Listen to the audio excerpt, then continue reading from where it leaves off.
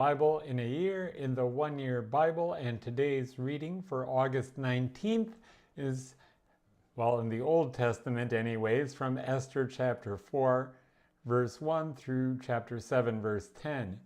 As we pick up the action in Esther, Mordecai finds out about Haman's nefarious plans and mourns in sackcloth and ashes, crying aloud in the midst of Susa and at the entrance of the king's gate.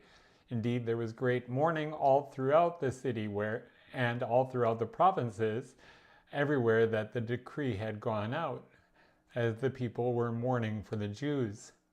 Esther found out that Mordecai was mourning, and she was deeply distressed, so she sent for Hathach, the eunuch who attended her, and she sent him to find out why Mordecai was mourning. So Mordecai told Hathach all that had happened, even providing a copy of the written decree for Esther to see. Esther had a problem, though, because she couldn't go in to see the king unless the king had sent for her, or she would be put to death, unless the king held out the golden scepter. Mordecai lovingly reminds Esther that she is not immune from the edict, especially if she keeps silent. His words are memorable. If you keep silent at this time, relief and deliverance will rise for the Jews from another place, but you and your father's house will perish. And who knows whether you have not come to the kingdom for such a time as this. Those really are key words for the book of Esther. Esther tells Mordecai to gather all the Jews and hold a fast on her behalf for 3 days. And she and her women would also fast. Then she would go to the king, though it was against the law. She said, "And if I perish, I perish." Esther did as she said. The king, thankfully, held out the golden scepter, and she could ask for a favor. The king said that he'd give her anything up to half the kingdom. Esther began by asking the king and Haman to come to a feast that she would prepare that day.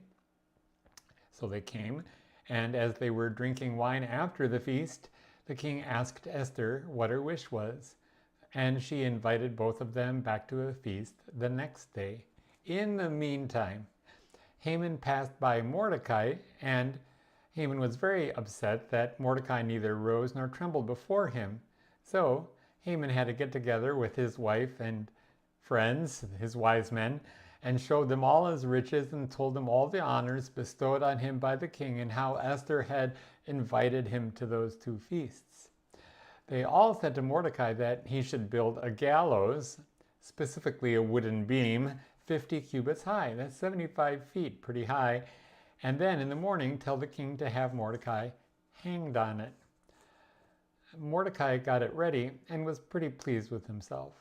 That night, the king couldn't sleep.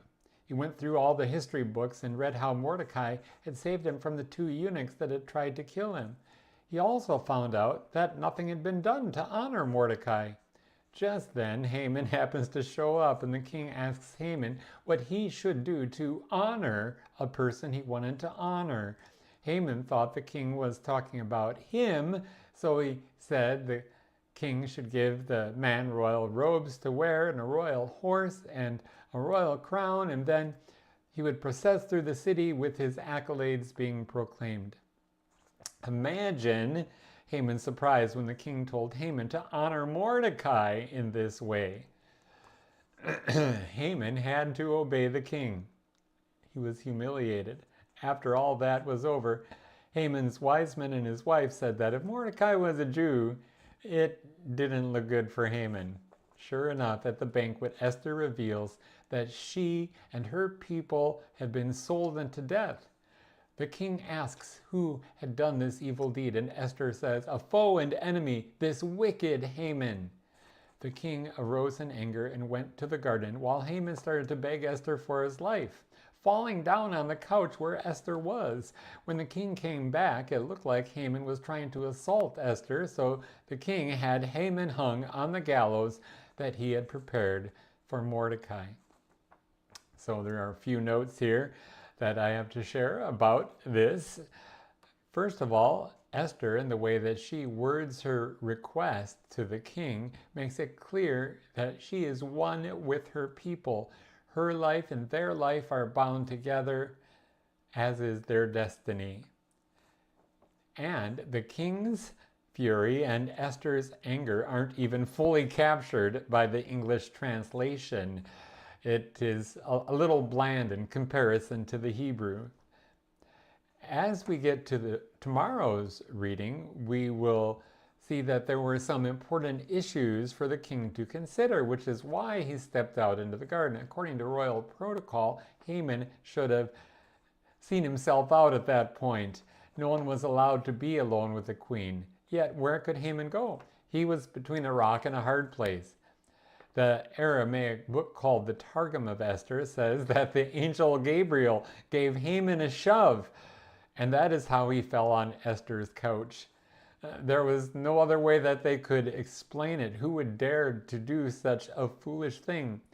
Lastly, the word gallows is a little inaccurate because there isn't any English word that quite describes the Persian method of execution, which involved impaling the victim on a pike. It wasn't done with a rope, as one might think from the English text. It was much gorier. Some have criticized Esther for her lack of pity, but truly, as she identifies with her own people at last, she exhibits her greatest strength of character and fulfills her highest calling.